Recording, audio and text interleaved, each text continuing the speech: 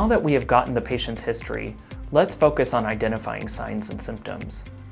In this part of the video, we will focus on identifying signs and symptoms of syphilis based on a review of systems and clinical examination.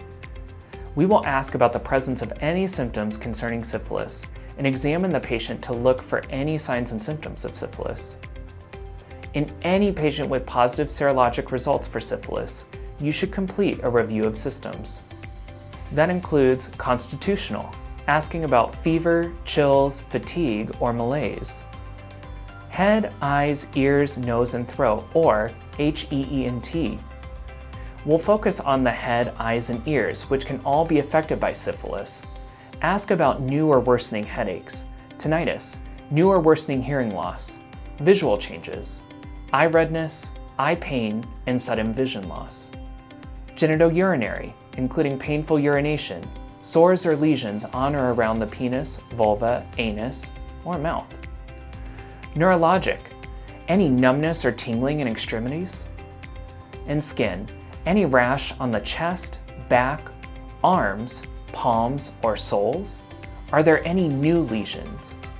If the patient responds yes, ask the usual HPI questions to get more detail about each. For the symptom, this includes the onset, location, duration, severity, timing, modifying factors, and associated symptoms. To look for signs of primary and secondary syphilis, this is where your history might help you in focusing your exam. You want to check any body parts used for sex, including the skin, for findings that might indicate primary or secondary syphilis. You should do a complete skin exam.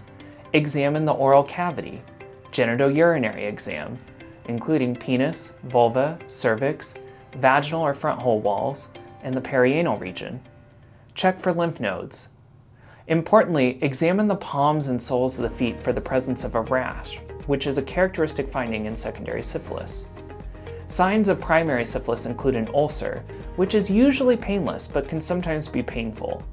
This ulcer can be found on the perianal region or the genitals and mouth. Often, the ulcer is accompanied by a regional adenopathy. Signs of secondary syphilis include a rash on the trunk, sometimes including extremities, and the palms and the soles. The appearance of the rash varies. It could be maculopapular, or a mix of flat and raised lesion, papulosquamous, raised and flaky, or sometimes is hyperpigmented. The rash could also be annular or targetoid in appearance, or papulopustular, a mix of raised lesions and pustular lesions. Other signs of secondary syphilis include condyloma lata, a verrucous lesion with serous secretions containing T. pallidum, mucus patches, rash on a mucous membrane, well-demarcated lesions with white or grayish membrane covering, patchy or moth-eaten alopecia, patches of hair missing on the head. These may be challenging to diagnose but should be considered if timing of alopecia coincides with positive serology and there is no other explanation for the hair loss. Let's do a knowledge check. Question 1.